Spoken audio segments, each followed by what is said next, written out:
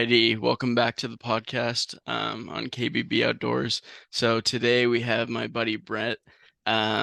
Basically, we've been friends for a little bit of time, probably like a year or two. Um, did some shed hunting together, talked a lot. He's a really skilled photographer and videographer for hunting. And we're gonna get his Western view of hunting and just some points that we wanted to talk about today. So I'll leave it off to Brett to introduce himself. Yeah, so kind of like he said, my name is Brett Garamendi and I run Elkhorn Outdoors Media. It is a sole LLC business that I founded myself so that I can produce digital media and work with brands and outfitters to try to do what I love for a career because I got tired of doing the 9 to 5 deal and decided I need something a little better that suits my talents and time a little more. So took a big gamble, bought a bunch of camera equipment, and have been working at it for about 2 years now. Alrighty, so Brett, we wanted to do a tip of the day. So for all the viewers out there, one thing that I wanted to say was, so when deer are in the rut phases, especially whitetails, this is an extremely good tip. So when the deer are rutting, and when they're in what's called the lockdown phase, that's when a buck pairs off with a doe. Generally speaking, they're not going to be with a lot of other deer. They're going to be separate and sometimes either in the thickest stuff or they're going to be pushing that doe, the hot doe that he's breeding and staying with, up against cover. That could be a field edge or a drainage. It could be a ditch. It could be a lake. It could be a pond. And in that case, those are places where I'll have tree stands or spot and stalk, and the deer will rarely ever be there. But during this time, bucks will tend to push those does and pack them in there, and that's how I stalked a big 10 pointer this year. So that's just the tip of the day, and we'll get into some of the points that Brett wanted to talk about. So, what do you want to talk about first, Brett? You know, you are the host of the show. I will let you run with it, and I'll lead. You lead the dance, and I'll follow. Sounds good to me. So the first thing that I want to talk about is how did you get into doing outdoors? What kind of started your passion? What really started it has been about 9 years in the making, actually. So when I was a freshman in high school, I started taking video classes and just absolutely fell in love with it. The teacher that I had, Shannon Davis, phenomenal, wonderful teacher. Love her to death, still to this day. Shout And out. shout out to Shannon. But she really got me started with my desire for, or my love and desire to produce digital media and everything. And so I took video classes all 4 years of high school. I made a few short films, won a contest. I made a short film that I submitted and I won a contest. Sweet. And then I went to Boise State University for a year to study media arts. Eventually, I got hurt, and so I needed to work to pay off the medical debt that I incurred. And so I had to take a break from school, worked for a few years, and then I moved out to Rexburg. And when I moved out to Rexburg, I went to school out there as well to again study media arts. But after probably about 2 years of being out of school and just working 9 to 5s, just try to get money to pay off bills, I'm like, this is an absolute waste of my time. I couldn't stand it anymore. I'm like, I hate waking up at 7 in the morning to go work a job that I hate for $12 an hour or whatever. Hmm. I'm like, I just can't do it. I can't keep doing this. So I found a good listing for a used camera on Facebook Marketplace, the Canon M50, which I have used for about 2 years now. And I mean, for what it's worth, it's a wonderful little camera. Like it's pretty badass. It gets the job done. But I bought that and a Do bunch you of have that other next to you? You could I show it do. off. I don't have a lens on it right now, but this is my Canon M50 Sweet. body. And just for scale, so that is the M50. And the new camera that I bought recently, the Sony A7 IV, is that big. That's the big boy. That's a nice one. So Sweet. a little bit of a difference in the two of these here, and definitely quality wise, there's quite a bit of difference. But hey, the Canon M50 for someone starting out, hell of a camera. I wouldn't recommend any other one. That's my personal favorite. But so yeah, I bought Sweet. that and a bunch of other used lenses. Almost everything I bought was used. I bought it all for as cheap as I could and just started building up equipment, taking photos, taking videos, going out and forcing myself to record stuff, even if there really wasn't anything to record or photograph.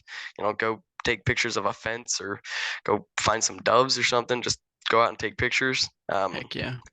And you know, enough of doing that kind of led me to the point where okay, now I can buy better equipment. I can go to shows and talk to people and try to secure contracts and jobs with them.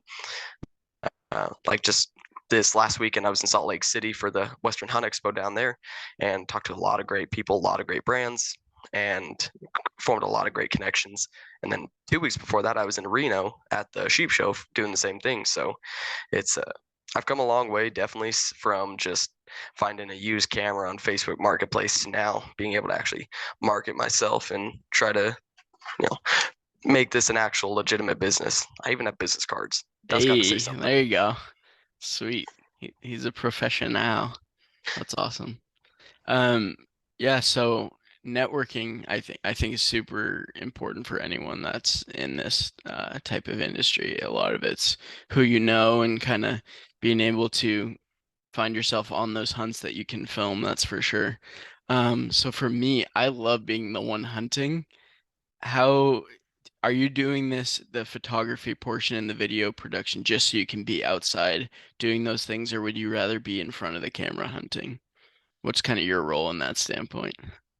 Well, the good Lord didn't bless me with a face for the camera, unfortunately. So Same. that's predominantly why I sit behind one. But no, I mean, if the opportunity came along for someone to give me money to go hunting, oh, absolutely, I'd take that.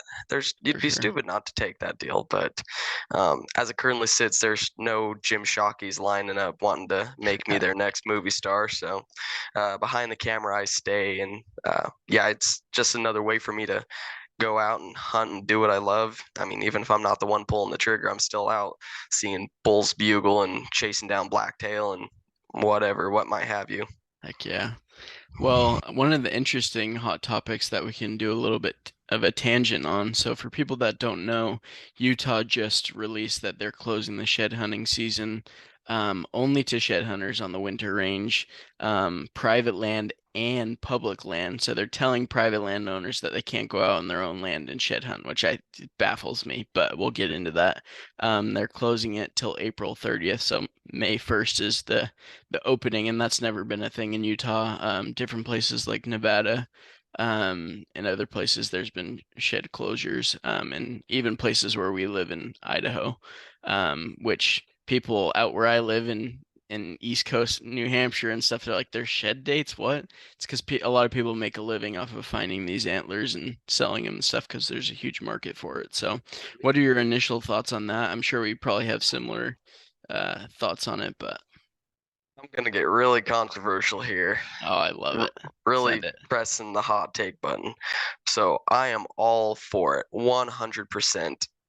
You know, I, shut it down because I care more about the safety and survival of these animals than I do going out and picking up a piece of bone. If that Mhm. means that I cannot hit the hills until May 1st to go out looking for sheds so that these animals can survive the winter stress free. I mean, they're already going through enough with the amount of snowfall that we've got, as well as the freezing cold temperatures. True. Absolutely. Keep me off that land, keep everybody off that land. I know poachers are still going to try to find their ways in there. Hopefully, they're dealt with accordingly. But absolutely, I'm in favor of this. Love it. It's what's best for the animals, and I'm all for the animals. As the host, I kind of have to take a neutral stance. But what I will say is some of the arguments that have been made is, which I didn't understand until Martin went on his Instagram and explained it, that they are letting everybody but shed hunters, like hikers are still allowed, mountain lion hunters, like all these different things, they're still allowed, but not shed hunters. So I was wondering what your thoughts on that are because they just broadly said shed hunters, which I think, I mean, that's going to allow even more people because they could be making stash piles. But as you said, poachers will be poachers. The people that are doing it properly, we're going to be kind of worse off for it, but of course we're going to be following the rules, so hopefully good karma, just like finding a balloon in the woods. Hopefully that'll give us some more luck to find up sheds. But I definitely love that it's for the health, obviously, and the safety of the animals. That's the most important thing. Absolutely. And yeah, I actually heard earlier today about that, how they're letting, like hikers or just other people, like excluding only shed hunters. I just heard about that this morning. So like when it comes to that, I mean, it's a mixed bag because on one hand, someone will say, "Yeah, I'm just going out for a afternoon stroll or whatever." It's like, "Oh, there's an antler right there. Well, there's a tree. Hmm. I'll just go put it by the tree. Like I know where it is." And so like game warden comes by, like, "No, I don't have anything. I didn't see anything." Then May 1st, they go pick that up. Or it's like you said, hopefully, good karma comes around. I for the people that do it legitimately, and the ones that don't poach, they follow the rules. Because I mean, but also another side of that is poacher. Yeah, like I said, poachers are going to be poachers. Like Yep. last year when you and I went to Jackson for the opener, I don't think you were directly. Oh no, you were with me and Kinnan when Yeah. we first hiked in 6 a.m. as soon as they let us in, and there's already boot tracks in front of Oh, us. yeah. I mean, there was bear tracks up where, so I went really high above you guys. I took a different route and I just shot up. But when I Yeah, got back deep up there, I mean, there was still feet of snow, a couple of feet of snow. Like I fell down at one point once I stepped off a log up to like my waist and had to shove myself out. And there was boot tracks up there in the valley already, and I know people were not up there on that day. Like it was yeah, clear as day that they were there before, and there was no possible way they could have been there that day because we were right at daylight. So, exactly.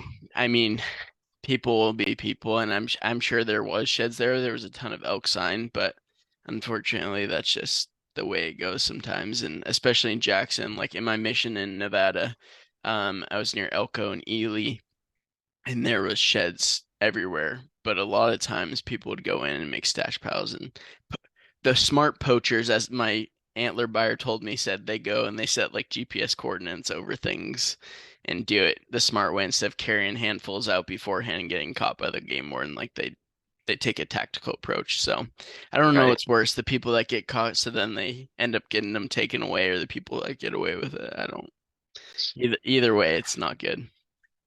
I mean, personally, I take the I don't even know how to phrase this. I guess like the old fashioned stance where like I'd rather just see the people get busted and slapped with the hardest um, consequences that they can get dealt with. I'd rather see a guy get busted in a $500 fine than not get busted and he continues doing what he's doing. Yeah. I mean, because I try to do every single thing I can by the book, and oftentimes that means I don't find sheds, or I don't fill a tag, or I just don't Yeah. see anything. But I'm doing it the right way. I'm doing it my way because I was, that's how I was raised. You follow the rules, you don't break them. You know, these resources that we love and that we so care deeply about is a finite resource, and bending and Sure. crossing those lines is detrimental to that finite resource. So that's Yeah, that's my thing. I'm like, I definitely don't want to grow up and have my kids be like, "Oh, Dad, what did elk look like?" Like, yeah, imagine if your kids didn't know what grizzly bears were. They think they're like dinosaurs. Like that would just be terrible. So I mean, absolutely. when you think about it like that, then everyone's like, "Oh, I'm gonna take it seriously." But when you see some, like I caught four kids on this private land that didn't have permission that I was on shed hunt last year, and like the game warden had to chase them off and gave them all written warnings and stuff like that. But it's just private land or public land. It's just stay off it till you need to. This year, even the DNR in Idaho convinced the landowner that I have permission to close down his area till May 1st, which I was like, well, I'm probably not going to find many sheds after I recover and stuff on May 1st, but hopefully the amount of poachers aren't as many. And they said they're hiring 5 times as many game wardens to be out there to catch people. So, I mean, Heck yeah. there's no way that you can always have an officer out there. Like that's just not realistic. But they're doing the best they can with the situation, especially with the cold and the snow. I'm not there right now, so I don't know how much. What do you guys have right now? A good couple feet. Well, here in Boise, we have an inch and at most in some Oh, you're in places Boise right now. Okay. because Boise is just it's way too warm, and in fact I hate it during the summers. I don't know why I moved back here. It's too hot during the summers. I'm a cold weather guy, but I don't know. Out near Twin Falls, there's some good deer hunting. There's some good elk up there too. But yeah, that's good stuff. Now moving back to um some other sorry. things. So this kind of goes in line with that. So one of the questions I want to talk about is I've always seen in the hunting industry there's always a little bit of hate, and sometimes people like to go on podcasts and explain like there is a division. I think in hunting there will always be divisions in certain topics. Like on this one particular, two people have an opinions, but at least I can understand your opinion, understand my opinion, and we can all still get along, hopefully. But then we also have the side of hunters versus the rest of the world, anti-hunters, vegans, people banging pots and pans while you're duck hunting, whatever the case may be. Um, but I want to talk about how do we find success in others' hunting accomplishments, and that's something that's really interesting to me. I was wondering what your thoughts were. Oh, real quick, edit all this part out Nope, because I'm just kidding. I'm still getting over a sickness, so I gotcha. uh yeah, so it goes off from time to time. First off, I just want to tell a quick story because Sure. it just reminded me of that and it was kind of funny. This last fall when I was in Oregon for archery elk, we were up near Astoria, Oregon, which is up in the jungle, the wetlands, the miserable, everything wants to stab, poke, and kill you, and it's just it's not a fun place to be.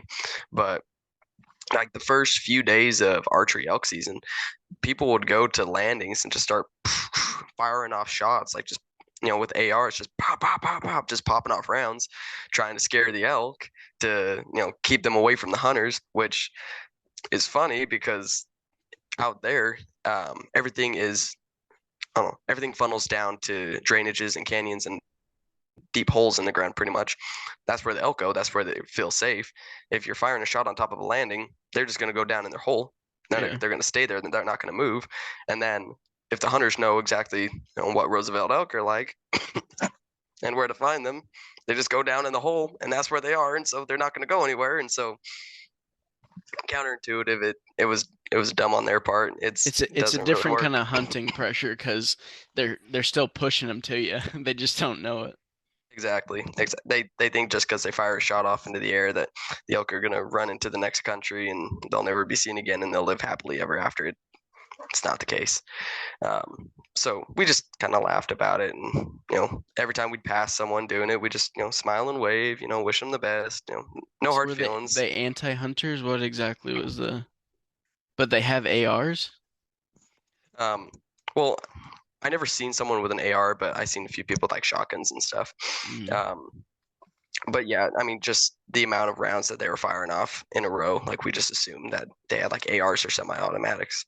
Um, oh my God, sorry, I'm dying here. No, you're totally good.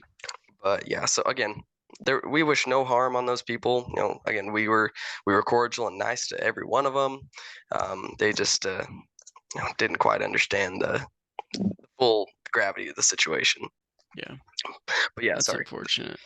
That Yeah, just I think the situation in general, like that case is a sense of like people having different views, and I think that's good. Like today or yesterday, I got a haircut, and my hairdresser, she was like, "I'm a city girl," and we were talking about like kind of things that we both enjoy, and I mentioned things about like hunting, and I was like, "Yeah, my mom's arborvitae trees get absolutely hammered by the whitetail, and they eat them like all the way up to their necks." Or like neck level. And she's like, yeah, that happens to me too. And I was like, well, did you know if you actually hang like Irish Spring soap, they won't eat it anymore? And she's like, no way.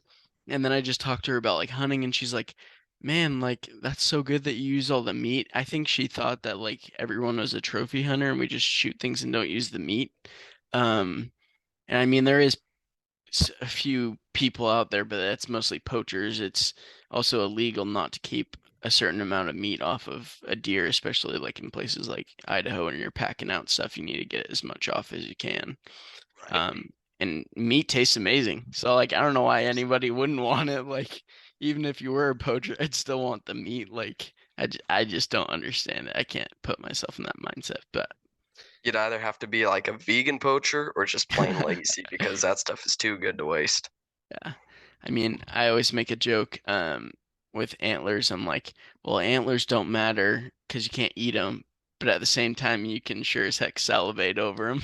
So Absolutely. I don't know. I think there's something different about like going after something that's bigger. It's not just the fact that it's bigger, but it's also harder to get like a more mature animal because they're smarter. They've been through it. They've been through the pressure. They've been through an elk. They've been hearing fake bugles all the time. Like they know to send check. They know when to stop when they're coming in.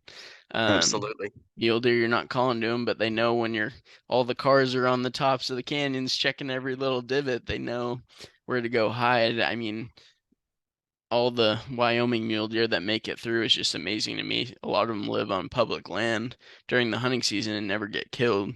Some of these deer are 200 inches, like gross 200 inches, crazy. Yeah.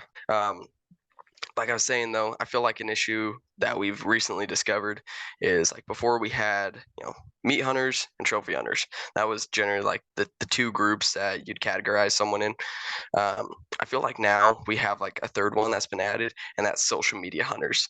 So you have Mm, the guys who are doing it solely for the reason of getting likes, clicks, clout, stuff like that. Like they might not even be interested in like killing like a big buck, but they're like, hey, I can get 20,000 likes on this picture, so let's go that shoot. makes me sick.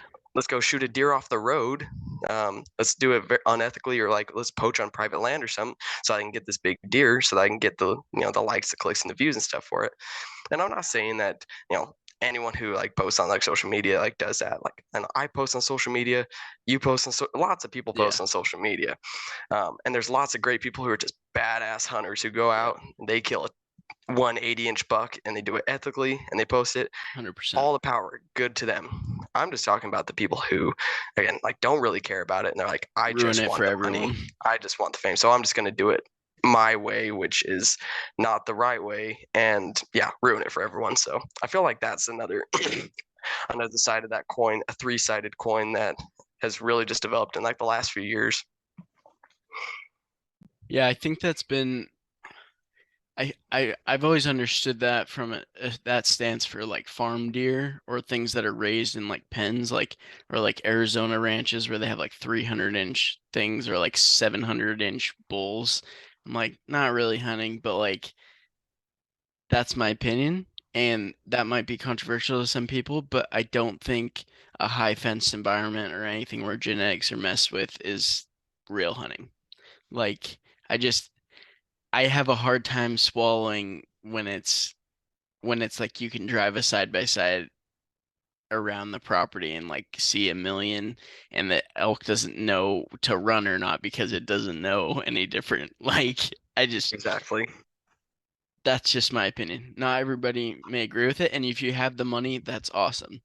But I think definitely social media plays a part in that because it's also made people be like, "Oh, if I do this, I can get more famous," or if I do it this way, like people for a long period of time back in the day, probably the 80s, 90s, what they'll do is they'll put like a bait pile, which may have been legal at the time, for like whitetails or mule deer. They'll put out bait and then they won't show it in the camera frame. It's like, no, that deer's not eating out of the log. Like it's like there's food in there. Like Yeah. they try to persuade it for the non-hunters, or they'll try to make it more exciting. Like they'll make a shot on the deer and be like, "Oh, I shot it really good," and it'll be a bad shot, and then they'll find it and be like, "Oh, well, we wanted to film in the daylight when it really is the next day," and they're filming the recovery, or maybe oh, it happened to land in the river.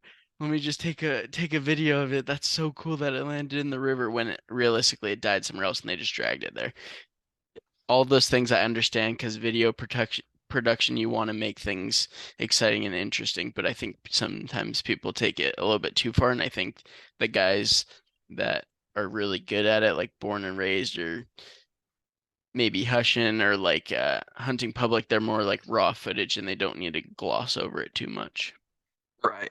And I actually experienced a little bit of that in Oregon this fall. Now, I won't go into any semantics or anything, but I just say there, I experienced like a little bit of, we had to like fake something for a shot, which I'm personally not a fan of. I like everything to be as natural as possible. Now, I'm perfectly okay with, like you shoot a deer, drag the deer 20 yards this way or whatever to like get a like better angle or something. I'm totally fine with that. But other stuff like faking shots, faking recoveries, faking reactions, stuff like that, I'm personally not a fan of.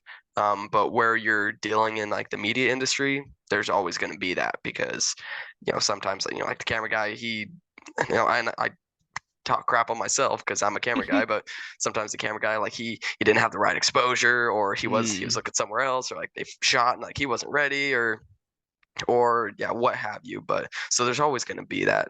Again, I'm personally not a fan. I like to keep it as natural as possible.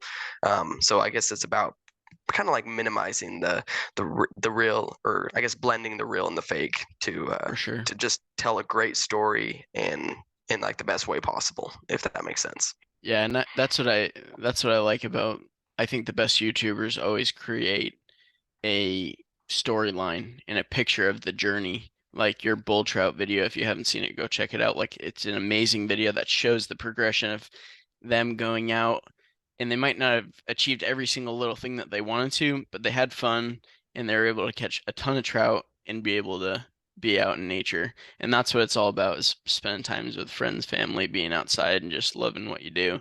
And to talk about like I wanted to take the next section and kind of segue into talking about video production and just kind of some of the things that can go wrong when you're videoing deer, some of the common mistakes that people make. My roommate's a professional photographer, and he would take some of the videos when we go hunting. And I realized a lot of the challenges. I'm used to self-filming in like a tree stand, but we were hunting from the ground just based on the area we had to. And there was a time where I called a deer in with like a snort wheeze, and I was like, and he came running into us. I rattled one in, and the camera, he looked down and it said no battery.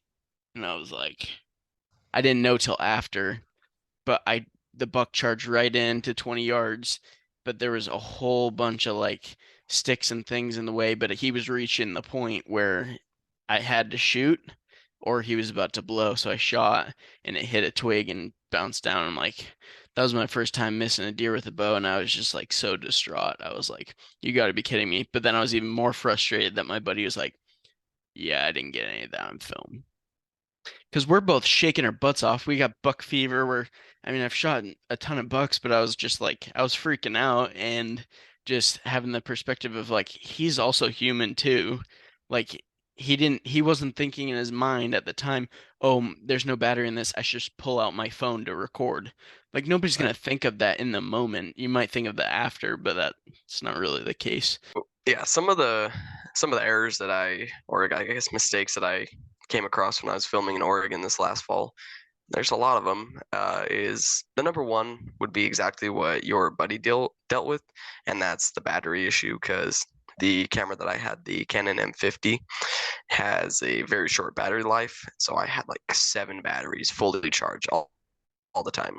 But there'd be times where like we'd go out in the morning and I'd have the one in the camera, but I forgot to bring other ones. So one morning we killed a black-tailed deer, and like before we even found the deer, I'd already recorded a bunch of stuff and I was hit with the low battery deal, and so I'm like, oh heck.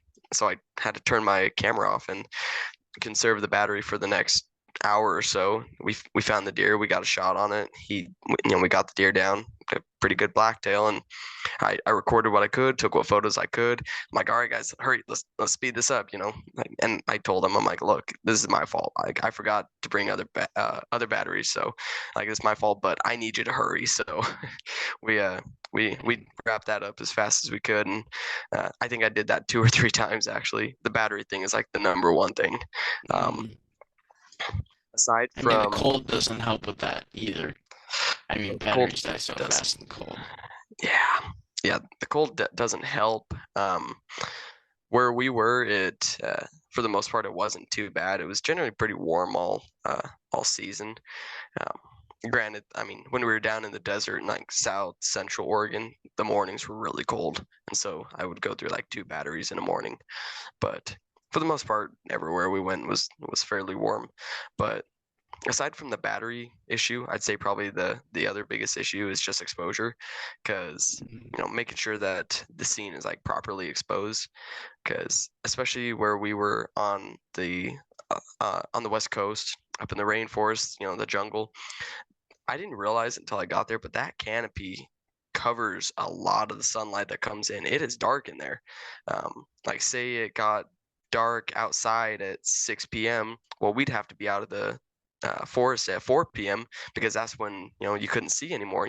It'd be like 2 hours before actual sundown when you lost visibility in the rainforest. So we and during the day it wasn't much better, so trying to make sure that the image is properly exposed was always a kind of like a challenging deal. Always have the aperture as low as I can. Try to the camera that I had, the M50, it's not great with the ISO, so I try to keep the ISO as low as possible. um, Good thing about recording in 24 frames per second, though, is I can record at 150th shutter speed, which allows a lot more light to come in than if I'm shooting at like 125th shutter speed. Or yeah, 125th shutter speed. So that was kind of like one way around it, but yeah, I always cranking Do the you film ISO. in 60? Do you film in 60 frames per second so you can like slow it down and not have it be choppy? So with the M50 last year, I was only shooting in 24 frames, and then if I want to get some slow mo shots, I'd use the 120 frame per second option that camera has. Only problem Okay. is it lowers the resolution down to 720p, which Mm, not very great. So, no. but 120 frames looks awesome. I mean, even if it's Yeah. a little choppy and a little gross looking, 120 frames per second looks pretty cool. So, I may do with it, but I'm starting to shoot a lot more in 60 frames per second now that I have the A7 IV, because it just it does a lot better for it. So 60 frames is kind of like Okay. my new go-to. Awesome. Awesome.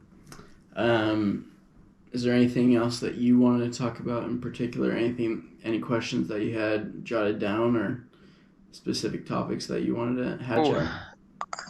I did want to ask you, what are like your plans for the next, I guess, like few months, like shed season stuff? Because I know you're recovering from like your surgery and For everything. sure. So what is your timeline looking For like?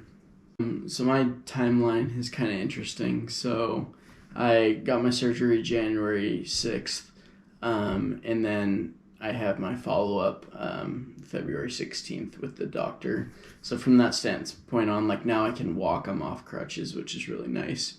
But I don't really have an exact day that I can start like hiking or anything.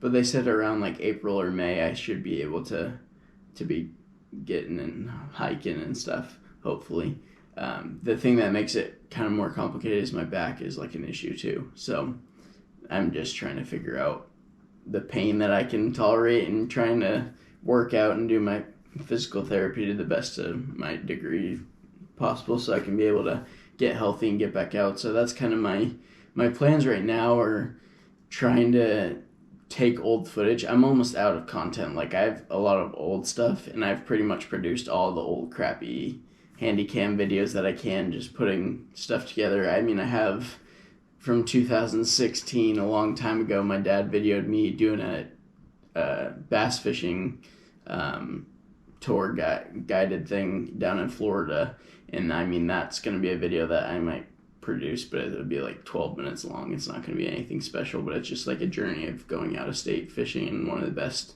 waters in the country, and it was 97-degree water temperature, and I caught like a 7-pound bass, so it was kind of cool. But it was like an algae bloom. There was manatees, alligators, like super cool to see him just like come up to the boat, like freaking awesome. And I was fishing with a guy that won. So for anyone that doesn't watch bass fishing, there's like tournaments. People do it professionally, and he won $600,000 in the first Forest Wood Cup that was ever done. So like the first tournament ever done.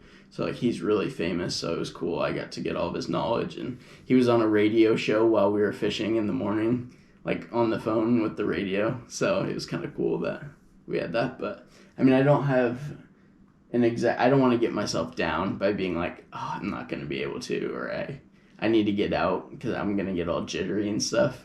but I'm gonna try the best I can to do videos. That's why I kind of started this podcast. It's because I can do these things from home, just in my situation. So if that gives you an answer. Right. And I guess when are you planning on coming back to Idaho? So I'm thinking mid-April, closer to the shed hunting season, just because like I don't really have a need to come out there. Um, to be perfectly honest, like I'm finishing up my last credits to get my bachelor's online right now, and that's all I have left. And then I just need an internship, and I might do an internship. I'm applying for one with the Just Hunt Club, so they're like a pretty well known all over the East Coast hunters. They're probably the best known like Northeast hunting group. And then a couple other ones have offered me internships, but it's not exactly what I want to do. But with that, I might work for this one company doing like my dream job, which is basically to sell land, hunting land specifically. So be a real estate broker and a land specialist, and then eventually do like consulting. So you tell people how to improve the habitat on their property and make a bunch of money doing it, loving what you do, and support a family because it's really hard to make it in the hunting industry. There's a lot of ins and outs of not knowing, and at least with this, I could have a salary and then eventually commission to make muco bucks. But I need something stable-ish, but to do what I love. So trying to find that niche market. Gotcha. Oh yeah, I'm skirting the red right now. It's I'm trying to stay above water. It's a rough go over right now, but hopefully greener pastures are ahead. But like I was just talking to one of my buddies yesterday, Ben with Bear Level. I don't know, if you guys haven't heard of Bear Level, go check them out, YouTube and Instagram. They do awesome stuff, like awesome. But Ben, he's a graphic designer for like the Coast Guard and the Army. He makes like 82 grand a year, and he was talking about how he'd like to eventually make enough in like the YouTube and hunting space to where that can be his full-time gig. But I'm like, heck, dude, 82 grand a year, that's pretty hard to that's pretty hard to overcome, Yeah, you won't make that on YouTube, I can tell you that. Unless you're pretty like, I mean, merchandise is probably where people make the most of their money, but man, I mean, it's like can be anywhere from $2 to $100 per 1,000 views. So it's not, unless you need to be getting like 10,000 views or 4,000 views every little video. It just depends on like how much you're pushing out. Because a famous YouTuber told me it's about like quantity then quality, just to get your channel started. So that's why I just post as many shorts as I do. I just spam that thing. So I look at the audience when they're watching, most of the viewers, and I just post a ton of shorts. Yes, it might not, I don't have the best camera in the world. Now I have a better iPhone, so I can do 4K, and now I have a GoPro that can film in 5K. But I didn't have that before, so I was just filming on my phone, and it was just, But I had the content that I could put out there to start getting known, so I could be able to share my passion and just try to make the channel grow. So we hit over 3,000 subscribers, so thank you everybody for watching. I really appreciate all that. Like, I did not think that would happen at all. Like, just mind-blowing. So I really appreciate you guys. And Brett also has a YouTube channel, Elkhorn Outdoors, like he was saying, so go check out his stuff. His stuff is a lot better quality than mine, more of a story journey, so hopefully we can film together and go to Jackson Hole again this year or something. So I'm sure we'll hit the hills. Is there anything on the video side or just a Western hunting perspective that you want to talk about? Yeah, I just want to talk about my plans for this fall because Sweet. I have goals and aspirations, but literally none of it is set in concrete as of right now. So, but the plan and the hope is like this spring I want to go bear hunting and I want to go turkey hunting. I guess not that turkey hunting and then bear hunting. So I want to try to get a turkey and a bear, and then for this fall I might put in for an early archery mule deer tag, so to be able to hunt like during August. That'd be really cool. And then I'll put in for archery elk. I'm going to put in for one of the units I put in for last year, and then probably a new unit closer to where I am this year.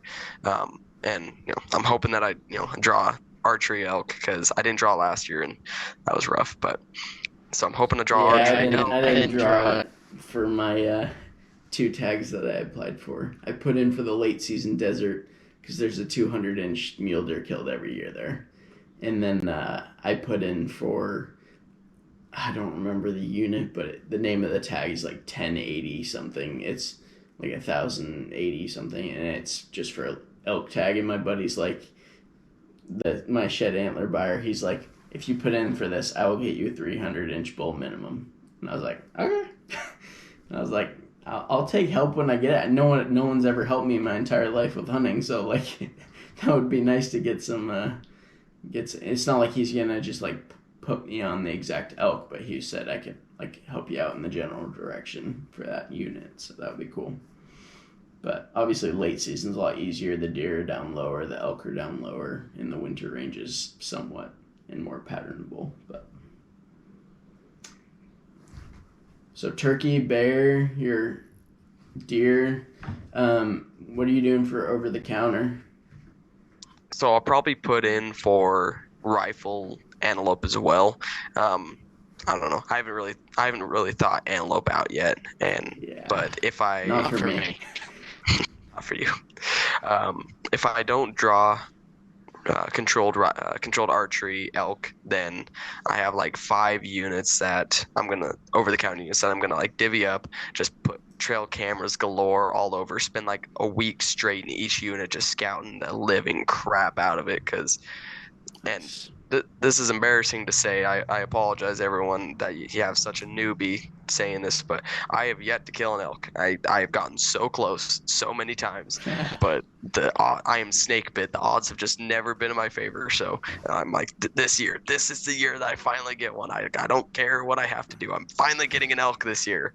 Um, Now the viewers are looking in the mirror because they probably haven't either. So we probably have a lot of people that haven't had that. So I don't think you're the only one. But yeah, it definitely takes a lot of work, preparation, and determination to get an elk. That's for sure. it's the guy watching like this guy hasn't got an elk. I got 4 in the last 7 months. Like, Exactly. There's one kid that's gotten like 12 and he's like 18 years old or something crazy. Like some people just, man, I think a lot of it has to do, this is a perspective on, we can talk about this on a different podcast, but I think a lot of hunting comes down to like who you know, because a lot of people will get taken to spots where their grandparents have been hunting and their father's been hunting since they were kids. So I mean, it gets passed down through generations. A lot of shed hunting spots, a lot of hunting spots. Like back in the day, even 20 years ago, people didn't even look for sheds most of the time. I know a guy that like his dad wouldn't let him pick up sheds unless they were brown or unless they were over 180. Like that was their rule. Like they didn't pick up sheds. He's like, we've probably walked past $40,000 worth of sheds while hunting. I'm like, holy crap, because you don't want the extra weight. You're already backpacking. You're already 20 miles in, 10 miles in. Like, of course you don't want to carry those things around. yeah, and Nowadays, you different can't eat story. them. But nope, can't eat them. Can't eat them. So that's one of the arguments that I've always heard from people like, oh, you can't eat the antlers. Why take them home? Yeah, I mean, and then there's the other people that think that, like, actually, I won't get into that. But I was just going to say, some people are like, oh, it's nutritionist for the animals to eat them. I'm like, nah, they don't need that calcium. They can eat other stuff. But who knows? There will always be antlers that people will miss. That's what I say. I mean, there's. I mean, I've got antlers that. I mean, they are old, like moss growing on them, probably 5, 6 years old. You can't find them all. That's what I always say, and a few other people, you can't find them all. So there's always going to be some out there. Well, we can close on that. Thanks so much for meeting Brett. That's awesome that you were able to join us, talk about your podcast, and be able to hopefully get a lot of people from the east to come out west and steal your elk. Get them all excited. I'm just kidding. There Uh, are no elk in Idaho. They're all gone. They all went to man, they're Montana and extinct. Wyoming. They don't exist anymore. There's no elk in Idaho. Thanks so much for joining, Brett. And Of course. any closing words for us? Um, yeah, I guess, do it right when you're out in the field hunting, fishing, shed hunting, whatever. You know, act as if someone's watching you. Always pretend that someone is just watching and just do the right thing. Do everything by the book. Just because, again, like I said earlier in the episode, this everything that we love to do in the outdoors it's finite. It's all finite resources, and we got to do our part to keep it going. Because like you said, I don't want my kids to look in a book someday and say, grizzly bear, what are those? And I'm like, oh yeah, they don't exist anymore. you know so we all got to do our part. So just do everything by the book, be respectful, and just always think that someone's watching you. Do the right thing. That's all I got to say. 100%. Well, thank you so much for taking the time to do this, and hopefully we'll get after it this spring when I come out. We'll shoot some ducks and geese or something, and get some sheds. Heck yeah. Well, not in the spring, in the winter. Or winter. I don't know when the duck season is right now, but if we're I if we're just have them shooting there in ducks in winter. the So. spring out here, then everything I just said about doing it the right way just went out the window. It's Yeah, completely Kyle didn't say hypocritical. that. I'm not a huge duck hunter, I'll be honest. So I don't know I'm trying to all get the into it dates and more. that kind of stuff. Yeah, I mean it's fun. I think it's a lot more fun when you're with quite a few people Yeah, instead of just like jump shooting them. But thank you so much, and have a good rest of your night. of course. Thank you, Kyle. Appreciate it. Have a good one. No problem. Take care. I keep life simple. I stay in the woods as much as I can, back and forth. We eat well. We love God and we love our neighbor. For the life of me, I cannot believe more people would not get on board with that.